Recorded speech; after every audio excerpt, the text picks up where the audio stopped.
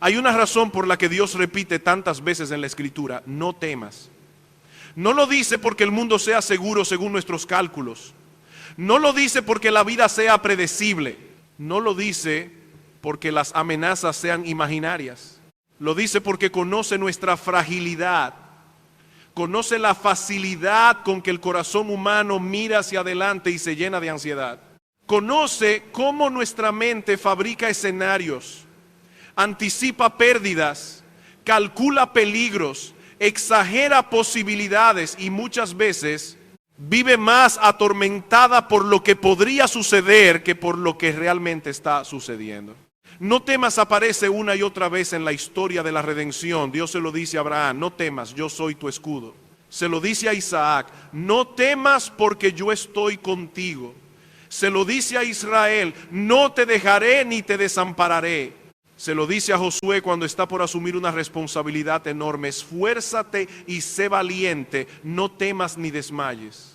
Y nuestro Señor Jesucristo se lo dice a sus discípulos: no se turbe vuestro corazón ni tenga miedo. Esto nos revela algo importante: el pueblo de Dios no está exento de circunstancias que producen temor. Si Dios tuviera que decirnos: no temas solo en un mundo sin amenazas, el mandamiento no tendría sentido. Pero vivimos en un mundo quebrado, incierto, lleno de cambios, pérdidas, enfermedades, decisiones difíciles, tentaciones, adversidades, relaciones frágiles, economías inestables, cuerpos débiles y futuros desconocidos. El Señor no nos llama a negar esa realidad. Nos llama a enfrentarla con una verdad más grande: en tu mano están mis tiempos. David escribió esas palabras en el Salmo 31. Y no las escribió desde una vida cómoda, sin heridas, sin oposición, sin quebranto. El Salmo muestra a un hombre que había sufrido mucho. David dice que se siente como un vaso quebrado, como una vasija hecha a pedazos. Esa imagen es poderosa. No se trata de un creyente superficial intentando sonar espiritual. Es un hombre quebrantado que en medio de su fragilidad sigue sabiendo dónde está su vida: en la mano de Dios. En tu mano están mis tiempos. Esa frase es sencilla, pero contiene un océano de teología y consuelo. David no dice: algunas partes de mi vida están en tus manos. No dice: mis asuntos espirituales están en tus manos, pero lo demás depende del azar. No dice: mis momentos buenos vienen de ti, pero mis momentos difíciles se escaparon de tu gobierno. Dice: mis tiempos. Es decir, mi vida entera, mis etapas, mis circunstancias, mis cambios, mis esperas, mis alegrías, mis dolores, mis prosperidades, mis pérdidas, mis decisiones, mis luchas, mis años, mis días, mis horas. Esta verdad confronta una de nuestras ilusiones más profundas: la ilusión del control. Nos gusta pensar que nuestra vida está en nuestras manos. Planeamos, organizamos, calculamos, proyectamos y hasta cierto punto debemos hacerlo responsablemente. Pero basta un dolor inesperado, una llamada telefónica, una noticia médica, una pérdida de trabajo, una traición, un accidente, una decisión de otra persona para recordarnos que no tenemos el control final. Ni siquiera sabemos qué traerá el día de mañana. Y sin embargo, lo que para nosotros es incierto no lo es para Dios. El futuro no es oscuro para Él. No hay sorpresas en el trono del cielo. No hay providencias improvisadas. No hay emergencias que obliguen a Dios a reaccionar como si algo hubiera escapado de sus manos. Desde nuestro punto de vista, el año que viene, el mes que viene, la semana que viene, incluso el próximo minuto está envuelto en incertidumbre. Pero desde el punto de vista de Dios, todo está bajo su conocimiento perfecto, su decreto santo, su cuidado paternal y su gobierno sabio. Por eso la pregunta no es si habrá circunstancias difíciles, las habrá. Jesús dijo: en el mundo tendréis aflicción. La pregunta es: ¿en manos de quién estarán esas circunstancias? ¿En manos del destino ciego? ¿En manos de los hombres? ¿En manos de nuestros enemigos? ¿En manos de nuestra propia capacidad limitada? No. En la mano de Dios están nuestros tiempos. Esto no significa que entendamos todo lo que Dios hace. De hecho, muchas veces no entendemos casi nada. Hay momentos en que una providencia parece no tener pies ni cabeza. Hay situaciones que nos dejan confundidos, heridas que parecen innecesarias, demoras que nos desgastan, pérdidas que no sabemos cómo procesar. Pero el consuelo bíblico no descansa en que nosotros podamos interpretar perfectamente cada circunstancia. Descansa en que Dios sí sabe lo que hace. Si Romanos 8:28 es verdad, entonces Dios debe gobernarlo todo. A los que aman a Dios, todas las cosas les ayudan a bien. No algunas, no solo las grandes, no solo las que parecen espirituales, todas. Y para que todas las cosas cooperen para el bien de su pueblo, Dios tiene que tener dominio absoluto sobre todas las cosas. Porque el que no controla todo, finalmente no controla nada. Un detalle pequeño puede cambiar una vida entera. Un retraso, una enfermedad leve, una conversación, una puerta cerrada, un encuentro inesperado. Si Dios no gobierna lo pequeño, tampoco gobierna lo grande. Pero la Escritura nos enseña que nuestro Padre gobierna ambas cosas. Él sostiene las estrellas y cuenta nuestros cabellos. Dirige imperios y observa la caída de un gorrión. Gobierna la historia de las naciones y también el pan que llega a nuestra mesa. Su mano no es débil, su cuidado no es distante, su providencia no opera a control remoto. En su mano están nuestros tiempos. Esta verdad debe comenzar a sanar nuestra ansiedad desde la raíz, porque el temor muchas veces crece cuando miramos el futuro como si estuviera vacío de Dios. Pensamos en lo que podría pasar, pero olvidamos quién estará allí si eso pasa. Imaginamos la prueba sin la gracia.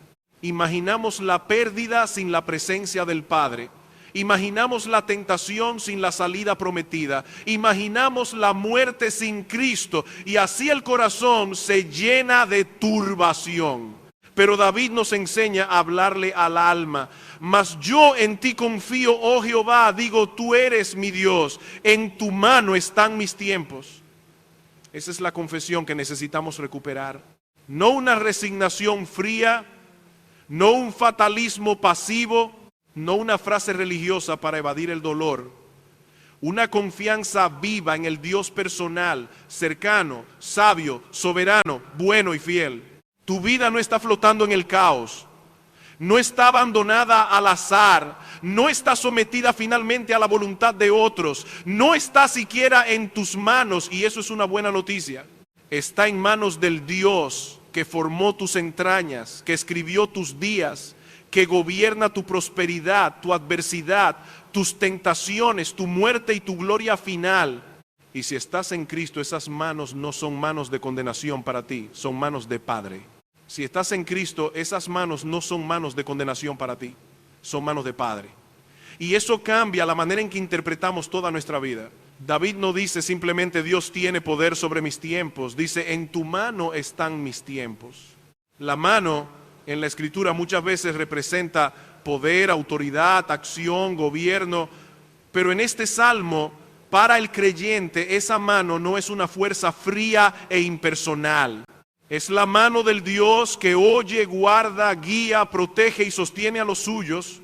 Entonces debemos preguntarnos con seriedad, ¿qué tanto de nuestra vida está en las manos de Dios? ¿Solo el domingo? ¿Solo las áreas espirituales? ¿Solo los grandes eventos?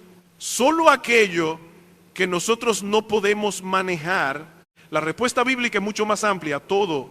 Nuestra vida entera está en sus manos. Nuestros comienzos, nuestro desarrollo, nuestras circunstancias, nuestras capacidades, nuestras limitaciones, nuestras oportunidades, nuestras pérdidas y aún aquello que nosotros nunca habríamos escogido para nosotros mismos. David lo dice también en el Salmo 139, tú formaste mis entrañas, tú me hiciste en el vientre de mi madre. Antes de que otros pudieran verte, Dios te veía. Antes de que tú pudieras pensar, decidir, hablar, planear o desear, Dios ya estaba obrando. Tu existencia no fue accidente. Tu vida no apareció fuera del conocimiento divino.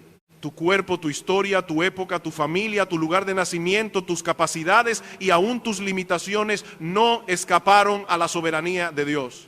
Esto no siempre es fácil de aceptar. Hay personas que hubieran querido nacer en otra familia, con otro apellido, en otro país, en otra condición económica, con otra apariencia, con otras oportunidades, con otra historia. Hay heridas familiares que pesan. Hay circunstancias tempranas que no escogimos y que nos marcaron.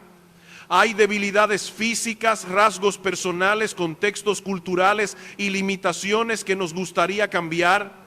Pero la Escritura nos llama a mirar más allá de la superficie y a reconocer que no vinimos al mundo por azar. Dios estaba allí, Dios nos vio, Dios nos formó, Dios conoció nuestros días. Eso no significa que todo lo que ha ocurrido en nuestra vida sea bueno en sí mismo. Vivimos en un mundo caído.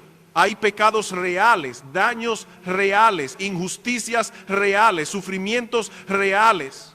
La soberanía de Dios no convierte el mal en bien moral, pero sí significa que ningún mal es soberano sobre Dios. Nada ocurre fuera de su permiso santo, de su decreto sabio, de su gobierno perfecto. Los agentes humanos son responsables por sus pecados, pero no son autónomos. El diablo obra con malicia, pero no reina. Las circunstancias pueden golpearnos, pero no gobiernan.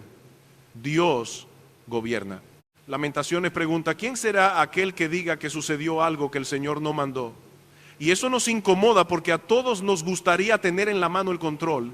Nos gustaría poder decidir qué entra y qué no entra en nuestra vida. Nos gustaría escoger solo temporadas de prosperidad, salud, compañía, estabilidad, claridad, éxito y paz. Pero si nosotros tuviéramos el control final, destruiríamos nuestra propia alma. No tenemos la sabiduría necesaria para gobernar ni siquiera un día. No conocemos las consecuencias de nuestras preferencias. No sabemos qué bendición nos volvería orgullosos, ni qué aflicción nos haría más semejantes a Cristo. Qué bueno que no tenemos la sartén por el mango. Qué bueno que la vida del creyente no descansa en su propia capacidad de administrar la providencia. Qué bueno que el Dios que gobierna todas las cosas no es caprichoso, ni ignorante, ni limitado, ni cruel. Él es sabio, Él es santo, Él es bueno, Él es todopoderoso. Él sabe cómo ordenar lo grande y lo pequeño para su gloria y para el bien de su pueblo. Y aquí debemos detenernos en una verdad esencial. Si Dios no controla todo, no puede garantizar Romanos 8:28. Porque la promesa dice que todas las cosas ayudan a bien a los que aman a Dios. Para que eso sea verdad, Dios debe gobernar también aquello que nosotros consideramos pequeño.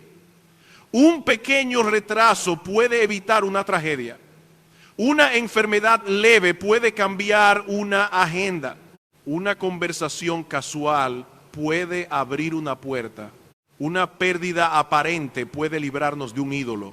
Una decepción puede llevarnos a una oración que nunca habríamos hecho. Una circunstancia mínima puede tener consecuencias inmensas. Nosotros solemos dividir la vida entre cosas importantes y cosas insignificantes. Pero en la providencia de Dios nada es insignificante. No porque cada detalle sea grande en sí mismo, sino porque todo detalle está en manos de un Dios grande. El mismo Señor que gobierna la historia de las naciones, gobierna también el cabello que cae de nuestra cabeza. Jesús dijo que ni un gorrión cae a tierra sin nuestro Padre. No sin Dios en sentido genérico, sino sin vuestro Padre. Él no es padre de los gorriones como lo es de los redimidos. Y si ni un pájaro de poco valor cae fuera de su cuidado providencial, ¿cómo pensaremos que sus hijos comprados por la sangre de Cristo están abandonados? Esto no elimina las lágrimas. David, el mismo que dijo, en tu mano están mis tiempos, se sentía como una vasija quebrada. La fe no es anestesia emocional. La confianza en la providencia no nos convierte en piedras. Podemos llorar, temblar, preguntar, sentirnos débiles y aún así decir, tú eres mi Dios. La diferencia es que el creyente no sufre dentro de un universo vacío. Sufre bajo la mirada de su Padre. Sufre sostenido por una mano que no falla. Sufre dentro de una historia que Dios está escribiendo con sabiduría eterna. Por eso cuando pensamos en el futuro, debemos resistir la tentación de imaginarlo sin Dios. No sabemos qué pruebas vendrán, no sabemos qué decisiones tendremos que tomar, no sabemos qué puertas se abrirán ni cuáles se cerrarán. No sabemos qué bendiciones recibiremos ni qué pérdidas tendremos que llorar. Pero sí sabemos esto, nuestros tiempos están en su mano. Y esa mano no se cansa, esa mano no tiembla, esa mano no improvisa. Esa mano fue traspasada en Cristo para asegurar nuestra redención y ahora sostiene nuestra vida hasta llevarnos a la gloria. Esa mano fue traspasada en Cristo para asegurar nuestra redención y ahora sostiene nuestra vida hasta llevarnos a la gloria. Por eso cuando David dice, en tu mano están mis tiempos, no está hablando de una idea abstracta de soberanía. Está hablando de un Dios personal que gobierna con sabiduría, poder y bondad. Y esa verdad debe aplicarse a todas las estaciones de nuestra vida, no solo a aquellas que nos resultan espiritualmente cómodas. Nuestros tiempos de prosperidad están en la mano de Dios. Esto puede parecer fácil de aceptar, pero en realidad es una de las verdades que más rápido olvidamos. Cuando las cosas van bien, cuando el trabajo prospera, cuando los planes avanzan, cuando la salud acompaña, cuando los proyectos dan fruto, cuando hay estabilidad económica, cuando recibimos reconocimiento, cuando vemos multiplicarse nuestras oportunidades, el corazón humano tiende a atribuirse la gloria. Decimos, aunque sea silenciosamente, mi capacidad, mi esfuerzo, mi inteligencia, mi disciplina, mi estrategia me han traído esto. Pero la Escritura nos pregunta, ¿qué tienes que no hayas recibido? Si tienes fuerzas para trabajar, las recibiste. Si tienes mente para pensar, las recibiste. Si tienes oportunidades, las recibiste. Si tu labor produjo fruto, Dios fue quien dio el crecimiento. Si una puerta se abrió, Dios sostuvo las bisagras de esa puerta. Si tus manos prosperaron, fue porque el Señor te dio poder para adquirir, producir, administrar, sembrar y recoger. Deuteronomio 8 advierte al pueblo de Dios precisamente contra este peligro. Moisés les dice que cuando coman y se sacien, cuando edifiquen casas, cuando aumenten sus bienes, cuando se multipliquen su plata y su oro, deben cuidarse de que su corazón no se enorgullezca y se olvide de Jehová. Ese es el peligro de la prosperidad. No solo que tengamos más, sino que al tener más pensemos menos en Dios. Que el regalo nos haga olvidar al dador. Que la abundancia se convierta en anestesia espiritual. Que la bendición se vuelva una maldición para el alma. Por eso debemos aprender a recibir los tiempos de prosperidad con gratitud y temor santo. Gratitud, porque todo bien procede de Dios. Temor santo, porque el corazón es capaz de convertir los dones de Dios en ídolos. La prosperidad no es pecado en sí misma.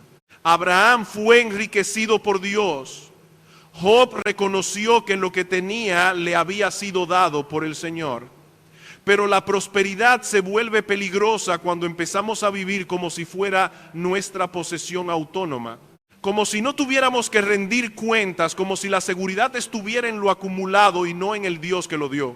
Por eso Santiago reprende al hombre que planea su futuro sin referencia a Dios. Hoy, mañana iremos a tal ciudad, estaremos allá un año, traficaremos y ganaremos. El problema no es planificar. La Biblia no condena la diligencia, la administración ni la previsión.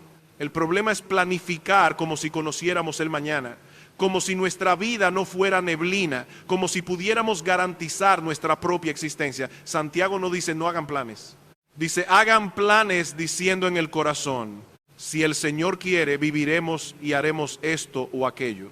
Si el Señor quiere, no debe ser una frase supersticiosa añadida al final de cada oración para protegernos de algo malo. Es una actitud del alma. Es vivir conscientes de que dependemos del Señor para vivir y para hacer, no solo para tener éxito, sino para respirar. No solo para lograr el proyecto, sino para llegar a mañana. Si el Señor quiere, significa mi vida no está en mis manos, mis planes no son soberanos, mi prosperidad no es absoluta, mi futuro pertenece a Dios. Pero también nuestros tiempos de adversidad están en la mano de Dios. Aquí la doctrina empieza a probarnos más profundamente. Es más fácil decir que Dios está detrás de una bendición que decir que Dios gobierna también una pérdida. Es más fácil reconocer su mano cuando recibimos que cuando nos quitan. Pero Job, al perderlo todo en un solo día, no dijo, Jehová dio y el azar quitó. No dijo, Jehová dio y Satanás quitó. Aunque Satanás actuó, aunque los sabeos actuaron, aunque hubo fuego, viento, muerte y ruina, Job confesó, Jehová dio, Jehová quitó, sea el nombre de Jehová bendito. Eso no significa que los agentes humanos o espirituales sean inocentes. La Biblia nunca elimina la responsabilidad moral. El pecado sigue siendo pecado. La injusticia sigue siendo injusticia. Herodes, Pilato, los gentiles y el pueblo de Israel fueron responsables por la crucifixión de Cristo. Y sin embargo, Hechos 4 dice que hicieron cuanto la mano y el consejo de Dios habían antes determinado que sucediera. El acto más injusto de la historia humana fue al mismo tiempo el centro del plan redentor de Dios. Si Dios pudo gobernar la mayor maldad para producir la mayor salvación, entonces ningún dolor de sus hijos está fuera de su gobierno. No entendemos todos sus propósitos, no podemos trazar todos los hilos, pero sabemos que Dios no tiene despropósitos. Puede permitir la pérdida de algo bueno porque ese algo estaba convirtiéndose en ídolo. Puede conducirnos por soledad para enseñarnos a disfrutar de su presencia. Puede llevarnos a situaciones de debilidad para librarnos de la confianza en nosotros mismos. Puede permitir una aflicción intensa para enseñarnos a depender del Dios que resucita a los muertos. Pablo dijo que en Asia fue cargado sobremanera, por encima de sus fuerzas, de tal modo que perdió la esperanza de conservar la vida. Pero luego entendió el propósito, para que no confiásemos en nosotros mismos, sino en Dios que resucita a los muertos. La aflicción no vino de la nada, no fue absurda, no fue inútil. Dios estaba cuidando el alma de Pablo aún por medio del sufrimiento.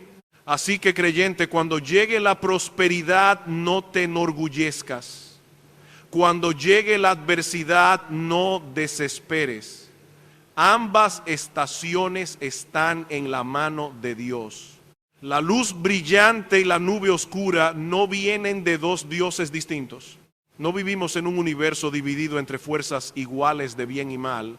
Vivimos bajo el gobierno de un solo Dios santo, sabio y bueno. Él da, Él quita, Él sostiene, Él hiere y venda, Él humilla y levanta. Y en Cristo, todo lo que hace con sus hijos está marcado por amor paternal. Y en Cristo, todo lo que Dios hace con sus hijos está marcado por amor paternal. Esa convicción debe acompañarnos no solo en la prosperidad y en la adversidad, sino también en una de las áreas que más temor produce en el corazón del creyente sincero: los tiempos de tentación y lucha espiritual. Porque si somos honestos, muchas veces no solo tememos perder salud, trabajo, estabilidad o seres queridos, tememos también fallarle a Dios, tememos ser arrastrados por pecados que aborrecemos. Tememos descubrir corrupción en nuestro corazón, tememos enfrentar un día malo y no permanecer firmes. La Biblia no nos engaña acerca de esto. Seremos tentados, habrá luchas, habrá días malos, habrá momentos en que el enemigo disparará dardos encendidos, en que la carne reclamará fuerza, en que el mundo parecerá más atractivo, en que viejos pecados intentarán levantarse, en que la vigilancia espiritual será probada. Nadie debe entrar al futuro pensando, yo ya estoy más allá de ese peligro. El que piensa estar firme, mire que no caiga. Pero aún aquí, la Escritura nos dice que nuestros tiempos están en la mano de Dios. Las tentaciones no llegan a la vida del creyente como fuerzas descontroladas fuera del cuidado del Padre. Dios no tienta a nadie. Santiago es claro. Dios no puede ser tentado por el mal, ni Él tienta a nadie. Él no produce maldad en nuestro corazón. Él no seduce al pecado. Él no es autor de nuestra corrupción. Pero ninguna tentación toca a un hijo de Dios sin haber sido primero medida, limitada, supervisada y permitida por el Señor. Primera de Corintios 10:13 nos da una promesa preciosa. No nos ha sobrevenido ninguna tentación que no sea común a los hombres, y fiel es Dios, que no nos dejará ser tentados más de lo que podemos resistir, sino que dará también juntamente con la tentación la salida para que podamos soportar. Note dónde descansa la esperanza. Fiel es Dios. No fiel es tu fuerza. No fiel es tu resolución. No fiel es tu historial espiritual. Fiel es Dios. Esto no significa que podemos jugar con la tentación. No significa que debemos exponernos imprudentemente y luego reclamar la promesa. No significa que debemos vivir sin vigilancia. Al contrario, precisamente porque sabemos que Dios gobierna los medios, debemos huir del pecado, velar, orar, cortar ocasiones, usar la armadura de Dios, permanecer en la palabra, caminar en comunión con la iglesia y tomar en serio nuestra debilidad. Pero debemos hacerlo con esperanza, no con terror desesperado. Nuestro Padre ya conoce las tentaciones que enfrentaremos y ya ha preparado la salida para cada una de ellas. A veces Dios permite tiempos de lucha para mostrarnos cuánto necesitamos depender de Él. Otras veces los usa para hacernos más conscientes de la corrupción que todavía habita en nosotros. Otras veces nos humilla, nos hace más vigilantes, más sobrios, más compasivos con otros creyentes, menos confiados en nosotros mismos, más constantes en oración. Hay batallas que no habríamos escogido, pero Dios las usa para arrancar de nuestro corazón una falsa sensación de autosuficiencia. Esto es difícil, pero es misericordioso. Un creyente que nunca ve su debilidad puede volverse orgulloso sin darse cuenta. Puede empezar a mirar a otros con desprecio. Puede confiar más en su disciplina que en Cristo. Puede vivir como si la perseverancia dependiera de su temperamento, de su experiencia o de su madurez acumulada. Entonces Dios permite una lucha que lo despierta, lo hace clamar, lo hace volver a la gracia, lo hace decir: Señor, si tú no me sostienes, caigo.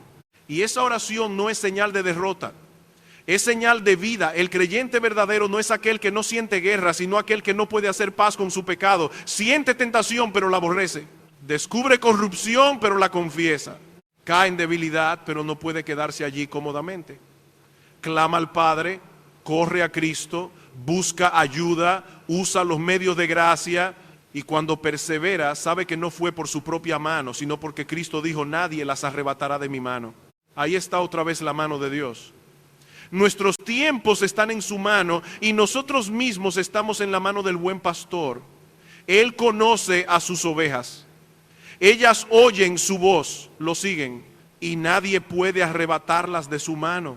No hay tentación tan astuta, no hay enemigo tan fuerte, no hay día malo tan oscuro que pueda arrancar de Cristo a una oveja por la cual Él derramó su sangre. Esa es nuestra seguridad, no nuestra capacidad de sostenernos, sino su fidelidad para sostenernos. Pero hay otro tiempo que también está en la mano de Dios, un tiempo que muchos prefieren no mencionar: el tiempo de nuestra muerte. Job dice que los días del hombre están determinados, que el número de sus meses está cerca de Dios, que Él le puso límites de los cuales no pasará. Ninguno de nosotros puede garantizar que estará aquí mañana. Ninguno puede asegurarse un año más, una década más, una noche más. La muerte no consulta nuestra agenda. No espera a que terminemos todos nuestros planes. No pide permiso a nuestra familia. Pero tampoco actúa fuera de la mano de Dios. Para el creyente esto no debe producir pánico, sino sobriedad y esperanza. Nadie morirá antes de tiempo. Nadie partirá fuera del calendario sabio del Padre. Y cuando llegue el momento de partir, si estamos en Cristo, estaremos infinitamente mejor. Pablo lo dijo, partir y estar con Cristo es muchísimo mejor. Las aflicciones del tiempo presente no son comparables con la gloria venidera que en nosotros ha de manifestarse. La muerte sigue siendo enemiga, pero para el creyente es una enemiga vencida. Puede cerrar nuestros ojos en este mundo, pero los abrirá en la presencia del Señor. Esto no significa que no duela despedirnos. No significa que no lloremos la muerte de los creyentes. Jesús lloró ante la tumba de Lázaro. La fe cristiana no nos convierte en seres insensibles, pero sí nos libra de la desesperación final. Si nuestros tiempos están en la mano de Dios, también nuestro último día está allí. Y si nuestra vida está escondida con Cristo en Dios, entonces la muerte no tiene la última palabra. Así que miremos el conjunto. Nuestros tiempos de prosperidad, nuestros tiempos de adversidad, nuestros tiempos de tentación, nuestros tiempos de muerte, todo está en la mano de Dios. No hay una zona neutral. No hay una habitación de la vida donde Dios no tenga llave. No hay una circunstancia que llegue sin pasar por su trono. Y para el creyente, ese trono es trono de gracia. Por eso podemos acercarnos confiadamente para alcanzar misericordia y hallar gracia para el oportuno socorro. La pregunta entonces no es solo si creemos doctrinalmente que Dios es soberano. La pregunta es si vivimos a la luz de esa verdad. Porque se puede afirmar la providencia con los labios y vivir como huérfanos en el corazón. Se puede decir Dios está en control y luego planear, sufrir, temer, prosperar y luchar como si todo dependiera de nosotros. La doctrina debe bajar de la mente al alma, del credo a la ansiedad, de la confesión a la vida diaria. David no dijo, en tu mano están mis tiempos para ganar una discusión teológica. Lo dijo para sostener su corazón quebrado delante de Dios. Y nosotros necesitamos hacer lo mismo. Tomar esta verdad, predicársela al alma, aplicarla al trabajo, a la familia, a la enfermedad, al futuro, a la tentación, a la muerte y decir una y otra vez, mas yo en ti confío. Oh Jehová, digo, tú eres mi Dios. En tu mano están mis tiempos, mas yo en ti confío, oh Jehová, digo, tú eres mi Dios. En tu mano están mis tiempos. Esa confesión no debe quedarse como una frase hermosa para repetir en momentos difíciles. Debe convertirse en una manera de vivir. Porque una cosa es saber que Dios gobierna todas las cosas. Y otra muy distinta es llevar esa verdad a la ansiedad del lunes, al diagnóstico médico, al conflicto familiar, a la pérdida económica, a la tentación secreta, a la incertidumbre del futuro y a la fragilidad de nuestro cuerpo. La doctrina de la providencia no fue dada para alimentar debates fríos, sino para sostener corazones quebrantados. Si sabemos que nuestros tiempos están en la mano de Dios, entonces debemos aprender a aplicar esta verdad en la vida práctica. Y lo primero que esta enseñanza hace es acercarnos a Dios al recordarnos que Él es un Dios cercano. Nuestro Padre Celestial no cuida a sus hijos a control remoto. No gobierna la vida de los creyentes como un soberano distante que decreta desde lejos sin atención personal. David no dice, mis tiempos están bajo una ley general. Dice, en tu mano están mis tiempos. Mano implica cercanía, mano implica contacto, mano implica cuidado directo. La vida del creyente no está simplemente bajo un sistema providencial impersonal, está sostenida por el Dios vivo. Eso es algo que fácilmente perdemos de vista en nuestra época.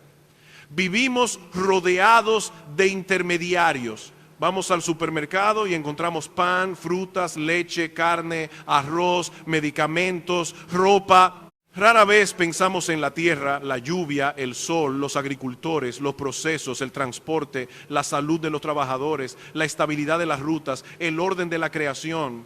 Mucho menos pensamos en la mano de Dios detrás de todo eso. Pero si Dios cerrara su mano, no tendríamos nada.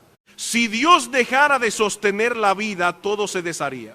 El Salmo 104 nos recuerda que las criaturas esperan en Dios para que Él les dé su comida a su tiempo. Él abre su mano y se sacian de bien. Él es quien hace producir la hierba. Él es quien sostiene la vida. Nosotros decimos, compré pan. Pero antes de que tú compraras pan, Dios sostuvo el universo que permitió que ese pan existiera. Nosotros decimos, trabajé y gané. Pero antes de que tú trabajaras, Dios te dio fuerza, salud, mente, oportunidades y un mundo ordenado donde tu trabajo pudiera producir algo. Por eso Jesús nos enseñó a orar. Danos hoy el pan nuestro de cada día. No porque Dios ignore nuestras necesidades, sino porque nosotros tendemos a olvidarnos de nuestra dependencia. Cada día necesitamos recibir de la mano del Padre. Cada día comemos porque Dios provee. Cada día respiramos porque Dios sostiene. Cada día seguimos vivos porque nuestros tiempos están en su mano. Y esta cercanía de Dios debe animarnos a acercarnos a Él. Si Dios está tan atento a nuestra vida, si cuida de cada instante, si conoce nuestras necesidades antes de que las expresemos, si ha contado incluso nuestros cabellos, entonces no debemos vivir lejos de Él como si fuéramos huérfanos. Hebreos nos llama a acercarnos confiadamente al trono de la gracia para alcanzar misericordia y hallar gracia para el oportuno socorro. No nos acercamos a un trono vacío, no nos acercamos a un Dios distraído, nos acercamos al Padre que tiene nuestros tiempos en su mano. Esta verdad también es un poderoso antídoto contra la ansiedad y el temor, no porque niegue las amenazas, sino porque nos muestra quién está por encima de ellas. Jesús dijo que ni un gorrión cae a tierra sin nuestro Padre. En los días de Jesús, los gorriones eran aves de muy poco valor comercial, y aún así ninguno cae fuera del gobierno de Dios. Luego Jesús añade, aún vuestros cabellos están todos contados, así que no temáis, más valéis vosotros que muchos pajarillos. Observe el argumento. Si Dios cuida de criaturas pequeñas y aparentemente insignificantes, ¿cómo no cuidará de sus hijos redimidos? Si ninguna ave cae sin su consentimiento, ¿cómo pensaremos que las lágrimas de sus hijos caen sin su atención? Si Él cuenta los cabellos de nuestra cabeza, ¿cómo creeremos que las cargas profundas del alma son ignoradas por Él? La ansiedad muchas veces habla como si Dios no fuera Padre. Nos dice, ¿y si pierdes esto? ¿Y si sucede aquello? ¿Y si no puedes? ¿Y si no llega? ¿Y si cambia? ¿Y si fracasa? Y debemos responderle con teología viva, mi Padre sabe, mi Padre gobierna, mi Padre provee, mi Padre está cerca, en su mano están mis tiempos. No sabemos qué ocurrirá, pero sabemos quién sostiene lo que ocurrirá. Cristo mismo en la cruz oró con palabras del Salmo 31, Padre, en tus manos encomiendo mi espíritu. Piensen en eso. El Hijo de Dios enfrentó la muerte encomendándose a las manos del Padre. En el momento más oscuro, cuando parecía que todo era derrota, Cristo descansó en la fidelidad del Padre. Y si nuestro Salvador pudo encomendar su espíritu en esas manos al atravesar la cruz, ¿no podremos nosotros encomendar nuestros días, nuestras pruebas, nuestras decisiones y nuestros temores a ese mismo Padre? Esto no significa que nunca sentiremos ansiedad. Significa que no debemos permitir que la ansiedad gobierne nuestra alma como si Dios no existiera. Debemos llevar nuestros temores a la presencia del Señor. Debemos convertir las preocupaciones en oración. Debemos tomar cada pensamiento futuro que nos atormenta y colocarlo bajo esta confesión: tú eres mi Dios. En tu mano están mis tiempos. Hermano, hermana, tu vida no está en manos de una economía incierta, de un diagnóstico, de un jefe, de una circunstancia, de un enemigo, de una casualidad, ni de tu propia fuerza. Tu vida está en la mano del Padre. Él no promete un camino sin aflicción, pero promete su presencia. No promete que sabrás todo lo que viene, pero promete que Él ya está allí.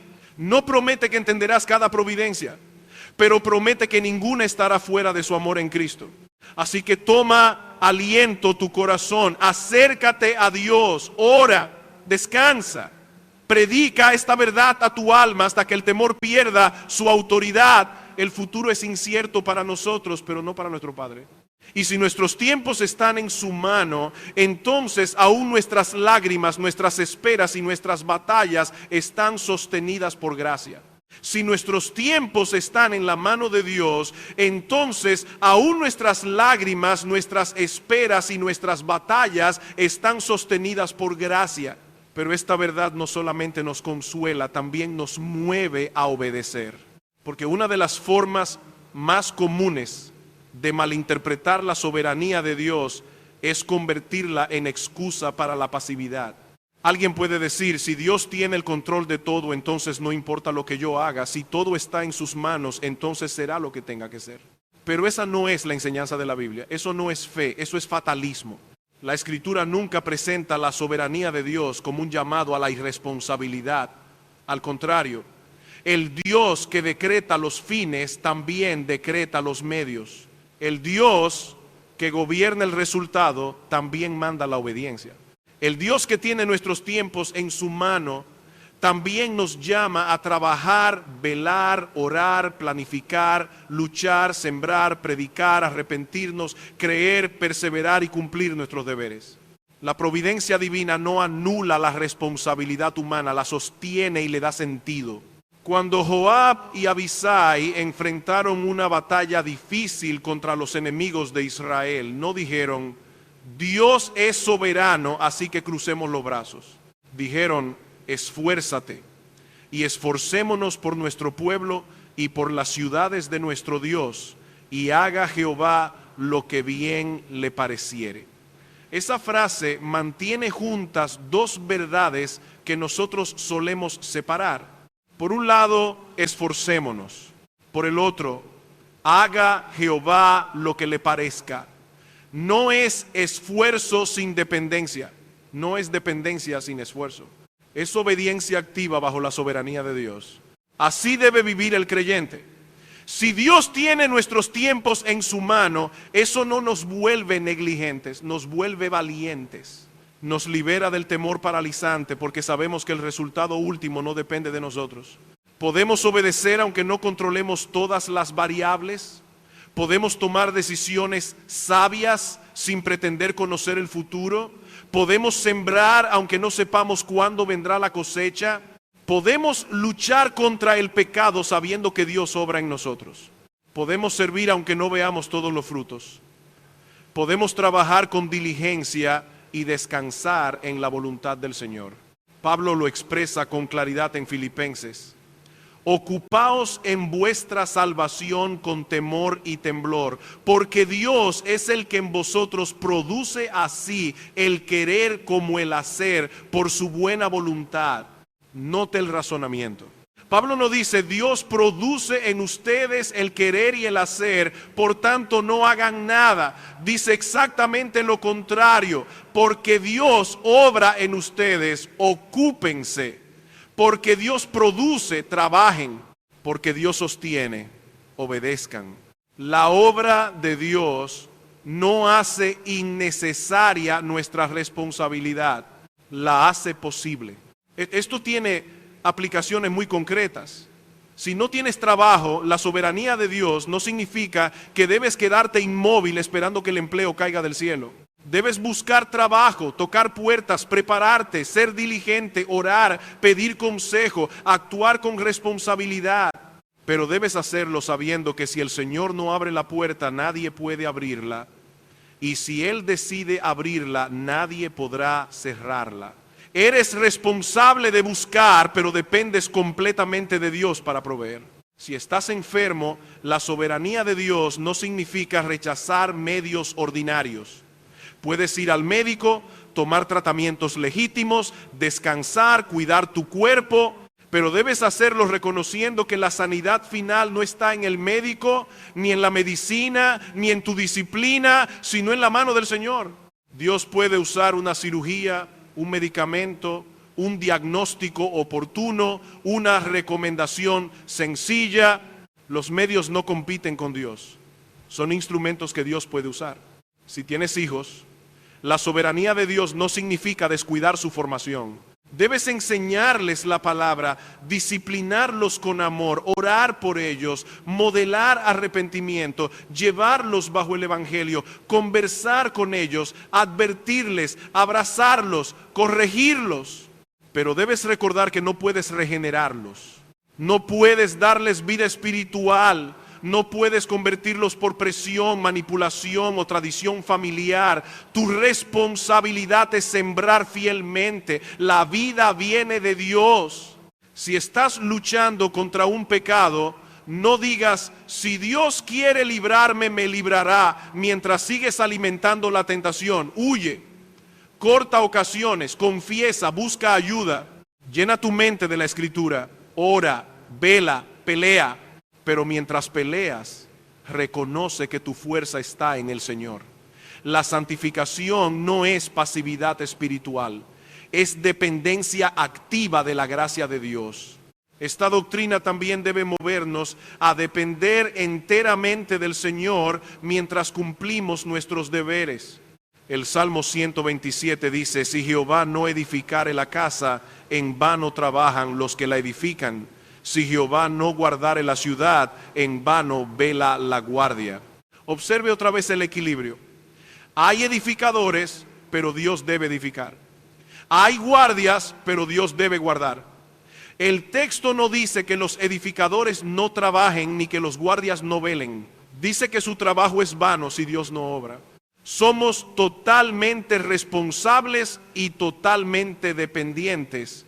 Esta combinación humilla nuestro orgullo y corrige nuestra pereza. Si solo escuchamos responsables, podemos caer en autosuficiencia. Si solo escuchamos dependientes, podemos caer en pasividad. La Biblia nos llama a ambas cosas. Trabaja como responsable delante de Dios, ora como alguien que sabe que sin Dios nada puede hacer. Y aquí debemos examinar nuestra vida de oración, porque muchas veces decimos creer que dependemos de Dios, pero oramos poco. Decimos que la iglesia necesita la obra del Espíritu, pero no clamamos. Decimos que nuestros hijos necesitan gracia, pero no perseveramos en oración. Decimos que el Evangelio es poder de Dios, pero confiamos más en métodos, planes, talentos, plataformas y estrategias. Decimos, en tu mano están mis tiempos, pero vivimos como si todo dependiera de nuestra agenda. La falta de oración revela algo profundo, no sentimos nuestra dependencia. Podemos decir que creemos en la soberanía de Dios y aún así funcionar prácticamente como personas autosuficientes. Tenemos tiempo para hablar, mirar pantallas, planificar, preocuparnos, quejarnos, entretenernos, pero no para buscar el rostro del Señor. Y un día quedará claro que muchas veces no fue falta de tiempo, sino falta de conciencia de nuestra necesidad. Por eso esta verdad debe llevarnos de rodillas. Si mis tiempos están en la mano de Dios, debo orar. Si la prosperidad viene de Él, debo orar para no enorgullecerme. Si la adversidad viene bajo su providencia, debo orar para no amargarme. Si las tentaciones están medidas por Él, debo orar para resistir. Si mi muerte está en sus manos, debo orar para vivir preparado. Si mi familia está bajo su gobierno, debo orar por ellos. Si la iglesia depende de su poder, debemos orar juntos. El creyente que entiende la providencia no se vuelve frío, se vuelve más humilde, más diligente, más dependiente, más valiente. Dice: Señor, haré lo que me mandas, pero necesito tu gracia. Trabajaré, pero tú debes fructificar. Velaré, pero tú debes guardar. Predicaré, pero tú debes salvar. Pelearé, pero tú debes sostenerme. Planificaré, pero si tú quieres, viviré y haré esto o aquello. Así vivimos bajo la mano de Dios, no paralizados, no arrogantes, no ansiosos, no descuidados, sino obedientes y dependientes. Porque nuestros tiempos están en su mano, podemos esforzarnos. Y porque nuestros tiempos están en su mano, debemos inclinarnos. El pueblo que conoce a su Dios se esforzará y actuará, pero también confesará a cada paso del camino que si Jehová no edifica la casa, en vano trabajan los edificadores. Si Jehová no edifica la casa, en vano trabajan los edificadores. Y si Jehová no guarda la ciudad, en vano vela la guardia. Esta verdad debe llevarnos a una vida de obediencia dependiente, pero también debe llevarnos a una confrontación seria con la condición de todo ser humano delante de Dios. Porque decir: en tu mano están mis tiempos, es consuelo glorioso para el creyente, pero no necesariamente es consuelo para todos. Para el que está en Cristo, la mano de Dios es mano de Padre. Para el que permanece fuera de Cristo, esa misma mano es mano de juicio. No debemos confundirnos en este punto. La doctrina de la providencia puede ser dulce para el alma redimida, pero aterradora para el pecador no reconciliado. Si tú estás sin Cristo, tu vida también está en las manos de Dios, pero no en el mismo sentido consolador en que lo está la vida de sus hijos. Tú no escapas de su soberanía. No vives fuera de su mirada. No respiras fuera de su permiso. No te levantas por la mañana porque eres dueño de tus días. Cada latido de tu corazón depende del Dios contra quien has pecado. Y eso debería estremecerte. Porque lo peor que puede ocurrirle a una persona no es perder el trabajo, ni enfermar gravemente, ni sufrir una decepción, ni atravesar una crisis económica, ni enfrentar una pérdida temporal. Lo peor que puede ocurrirle a una persona es caer en las manos del Dios vivo sin haber sido reconciliada con Él. Hebreos dice: horrenda cosa es caer en manos del Dios vivo. Esa frase no habla de la mano paternal que sostiene al creyente, sino de la mano santa que juzga al culpable. Dios es infinitamente santo. Eso significa que Él no trata el pecado con ligereza, no lo minimiza, no lo excusa, no lo olvida como si fuera un detalle sin importancia. Nosotros sí hacemos eso. Nosotros comparamos pecados, suavizamos culpas, justificamos actitudes, culpamos a otros, apelamos a nuestras circunstancias, escondemos intenciones. Pero Dios ve todo. Todas las cosas están desnudas y abiertas ante los ojos de aquel a quien tenemos que dar cuenta. Y dar cuenta ante Dios no es una metáfora religiosa, es una realidad inevitable. Tu vida está en su mano, tus días están contados delante de Él, el número de tus meses está determinado. No sabes si tendrás años, meses, semanas o solo horas. Puedes hacer planes y debes hacerlos con humildad, pero no puedes garantizar tu próximo respiro. Tu tiempo no está en tus manos, y si ese tiempo termina sin Cristo, enfrentarás a Dios no como padre, sino como juez. Esto es solemne, pero es necesario decirlo. El Evangelio no es buena noticia para personas que primero no han entendido su mala condición. Si tú piensas que Dios simplemente debe aceptarte porque has sido relativamente decente, no has entendido su santidad. Si piensas que tus buenas obras pueden compensar tus pecados, no has entendido su justicia. Si piensas que tus intenciones religiosas pueden cubrir tu culpa, no has entendido la profundidad de tu corrupción. Si piensas que tendrás tiempo después, para arreglar tus cuentas con Dios, no has entendido que tus tiempos están en su mano, no en la tuya. Pero escucha también esto. El mismo Dios en cuya mano está tu vida ha provisto salvación en Jesucristo. Por eso Cristo vino al mundo. No vino simplemente a inspirarnos, no vino a darnos una filosofía de vida, no vino a mejorar nuestra autoestima. Vino a sufrir en la cruz el castigo que merecían todos aquellos a quienes vino a salvar. Vino a cumplir perfectamente la ley que nosotros quebrantamos. Vino a llevar la culpa de pecadores. Vino a abrir un camino de reconciliación con Dios. La cruz nos muestra dos cosas al mismo tiempo: la seriedad de nuestro pecado y la grandeza de la gracia de Dios. Si el pecado fuera algo ligero, Cristo no habría tenido que morir. Si Dios pudiera simplemente perdonar sin satisfacer su justicia, la cruz no habría sido necesaria.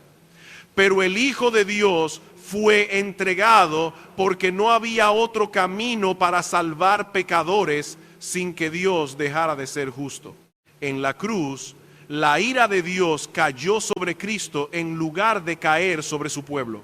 Allí el inocente fue tratado como culpable para que culpables fueran recibidos como justos por medio de la fe. Por eso no hay salvación fuera de Cristo.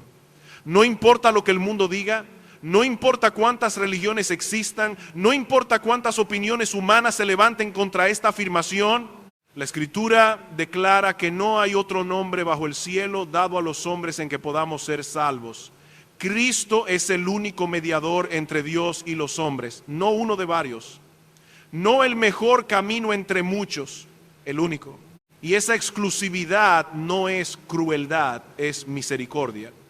Porque si hubiera otro camino, Cristo no habría tenido que derramar su sangre. Si nuestras obras pudieran salvar, la cruz sería innecesaria.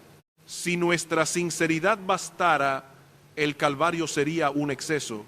Pero no podemos salvarnos. Necesitamos un Salvador perfecto y Dios lo ha dado. En Cristo hay perdón gratuito, vida eterna, reconciliación, adopción, justicia perfecta acreditada al pecador que cree. Entonces, si estás sin Cristo, no uses la soberanía de Dios como excusa para seguir igual. No digas, si mis tiempos están en su mano, entonces esperaré pasivamente. No. Precisamente porque tus tiempos están en su mano, debes venir hoy. No presumas del mañana. No supongas que tendrás otra oportunidad. No endurezcas tu corazón mientras escuchas el Evangelio. El Dios que sostiene tu vida te llama ahora a arrepentirte y creer en su Hijo. Y si estás en Cristo, esta advertencia debe mover tu corazón a gratitud y evangelismo. Gratitud. Porque la mano que pudo haberte juzgado te sostiene como hijo. Evangelismo, porque muchas personas alrededor de ti viven bajo la mano soberana de Dios sin conocer su perdón. No necesitan simplemente ánimo para enfrentar el futuro, necesitan reconciliarse con Dios. No necesitan solo estabilidad emocional, necesitan salvación. No necesitan frases religiosas sobre que todo estará bien. Necesitan a Cristo crucificado y resucitado. Así que hablemos con claridad. Consolémonos en la providencia, sí, pero no convirtamos la providencia en un mensaje sentimental para todos sin distinción. Solo en Cristo podemos decir con plena confianza, en tu mano están mis tiempos, y descansar como hijos. Fuera de Cristo, esa misma verdad debe llevar al pecador a temblar y correr al Salvador. Porque la mano de Dios es refugio para los redimidos, pero será terror para los que permanezcan en rebelión. Ven a Cristo, reconcíliate con Dios, abandona tu mérito personal. No confíes en tu moralidad, ni en tu religión, ni en tus planes, ni en tu juventud, ni en tu salud, ni en tu capacidad para controlar el futuro. Tus tiempos están en la mano de Dios. Y el único lugar seguro para estar en esa mano es escondido en Cristo, lavado por su sangre, cubierto por su justicia, recibido por gracia. El único lugar seguro para estar en la mano de Dios es escondido en Cristo, lavado por su sangre, cubierto por su justicia, recibido por gracia. Fuera de Cristo, la mano de Dios será juicio. En Cristo, la mano de Dios es refugio, cuidado, disciplina paternal, provisión sabia y dirección segura hasta la gloria. Por eso, esta verdad, en tu mano están mis tiempos, no puede ser tratada como una frase poética para momentos emotivos. Es una confesión que debe gobernar la forma en que vivimos, sufrimos, trabajamos, esperamos, luchamos y morimos. David no dijo esas palabras desde una vida intacta, las dijo como un hombre quebrantado, como una vasija hecha pedazos. Pero su fe no descansaba en la ausencia de dolor, sino en la presencia de Dios. Esa es la diferencia entre el optimismo superficial y la confianza bíblica. El optimismo dice, todo saldrá como yo quiero. La fe dice, mi Dios gobierna aun cuando no entiendo lo que está haciendo. El optimismo depende de circunstancias favorables. La fe descansa en el carácter inmutable de Dios. Y eso es lo que necesitamos recordar una y otra vez. Nuestros tiempos no están en manos del azar, no están en manos de un destino ciego, no están finalmente en manos de nuestros enemigos, de nuestra salud, de nuestra economía, de nuestros planes, de nuestros errores, de los gobiernos ni de las personas que nos rodean. Están en la mano de Dios. Y si pertenecemos a Cristo, esa mano pertenece a nuestro Padre. Eso no elimina la responsabilidad. No nos convierte en espectadores pasivos. El creyente que entiende la soberanía de Dios debe ser diligente, no negligente. Debe trabajar, velar, orar, planificar con humildad, luchar contra el pecado, servir a la iglesia, cuidar a su familia, predicar el evangelio, usar los medios que Dios ha provisto. Pero debe hacerlo con esta confesión escrita sobre todo esfuerzo. Si el Señor quiere, viviremos y haremos esto o aquello. Porque somos responsables, actuamos. Porque somos dependientes, oramos. Porque Dios gobierna, descansamos. Porque Dios usa medios, trabajamos. Porque nuestros tiempos están en su mano. No necesitamos vivir paralizados por el temor ni inflados por la soberbia. Podemos obedecer con valor y descansar con humildad. Cuando vengan tiempos de prosperidad, recuerda, no fue tu mano la que te salvó. No fue tu poder el que produjo todo. Dios te dio fuerzas, oportunidades, capacidad, inteligencia, salud y fruto. No conviertas sus bendiciones en ídolos. No permitas que la abundancia te haga olvidar al dador. Di con gratitud, ¿qué tengo que no haya recibido? Cuando vengan tiempos de adversidad, recuerda, la aflicción no brota del polvo. No llega fuera del trono de Dios. Puede venir por medio de agentes humanos responsables, por decisiones injustas, por pérdidas dolorosas, por circunstancias que no puedes explicar, pero no llega fuera de la mano de tu Padre. Él no tiene despropósitos. Puede estar quitando un ídolo, formando paciencia, produciendo dependencia, despertando oración, purificando fe, enseñándote a confiar no en ti mismo, sino en el Dios que resucita a los muertos. Cuando vengan tiempos de tentación, recuerda, fiel es Dios. Él no te dejará ser tentado más allá de lo que puedas resistir, sino que dará también juntamente con la tentación la salida. No juegues con el pecado.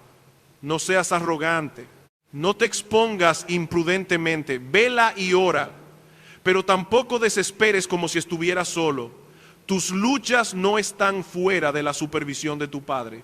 Cristo sostiene a sus ovejas y nadie puede arrebatarlas de su mano. Y cuando pienses en la muerte, recuerda, tus días están determinados por Dios. Nadie parte antes de tiempo, nadie vive un segundo fuera del permiso divino. Si estás en Cristo, tu muerte no será caída al vacío, sino entrada a la presencia del Señor. Partir y estar con Cristo es muchísimo mejor. Las aflicciones del tiempo presente no son comparables con la gloria venidera que será manifestada en nosotros. Entonces, ¿cómo debemos vivir? Acercándonos a Dios. No huyendo de Él, no tratando la providencia como una doctrina fría, sino como una invitación a venir al trono de la gracia.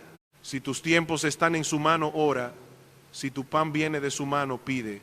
Si tus decisiones dependen de su sabiduría, busca dirección. Si tus aflicciones están bajo su gobierno, clama por gracia. Si tus tentaciones están medidas por Él, pide socorro. Si tu muerte está en su calendario, vive preparado y no temas. No porque no habrá pruebas, sino porque tu Padre estará contigo en ellas. No porque sabrás todo lo que viene, sino porque Él ya lo sabe.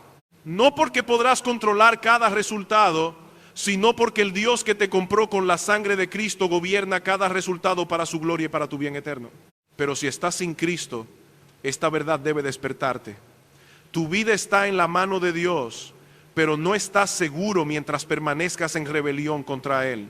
Horrenda cosa es caer en manos del Dios vivo. Hoy se te anuncia salvación. Cristo vino al mundo, vivió la vida perfecta que tú no has vivido, murió en la cruz cargando la culpa de pecadores, resucitó victorioso y ahora ofrece perdón y vida eterna a todo aquel que abandona su mérito personal y confía en Él. No hay salvación fuera de Cristo. No hay otro nombre bajo el cielo dado a los hombres en que podamos ser salvos. Ven a Cristo, refúgiate en Él, no presumas del mañana. Tus tiempos no están en tus manos. Hoy es día de salvación. Cree en el Señor Jesucristo. Descansa en su justicia, clama por misericordia. Y entonces podrás decir, no con terror, sino con confianza de hijo: Padre, en tus manos están mis tiempos. Iglesia, toma aliento, esfuérzate, tú que esperas en Jehová. No vivas como huérfana, no enfrentes el futuro como si Dios estuviera lejos. No conviertas la incertidumbre en Señor de tu alma. Tu vida está en la mano del Dios que cuida a los suyos como a la niña de sus ojos. Él te sostuvo hasta aquí, Él te sostendrá mañana. Él te sostendrá en la prosperidad, en la aflicción, en la tentación, en la muerte y en la gloria. En su mano están tus tiempos. This world is endless, so wide, so broad. But somehow I'm still lost in you.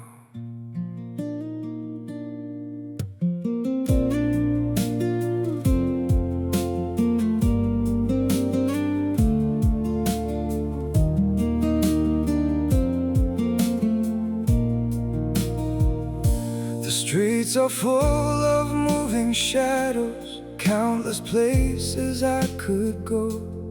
City shining, people passing, yet I still feel so alone. Every road keeps leading nowhere, every sky feels cold and blue. In this world so vast and open, I'm still lost in missing you. The world is wide, so wide before me, but I keep losing my way. Somewhere in the endless distance, your memory makes me stay. The world moves on without us, but my heart remains untrue.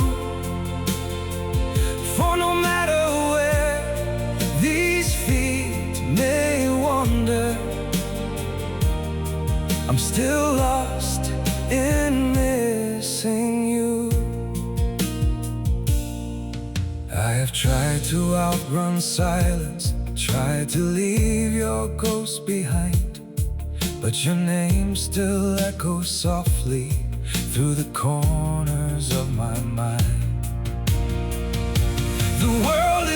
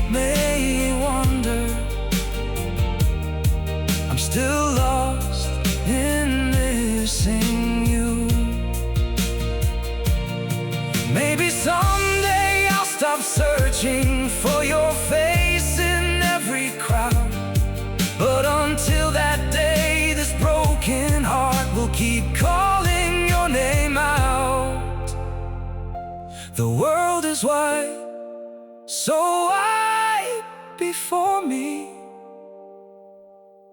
but I keep losing my way. Somewhere in the endless distance, your memory makes me stay. The world moves on without us, but my heart remains untrue. For no matter where these feet may wander, I'm still lost in missing you.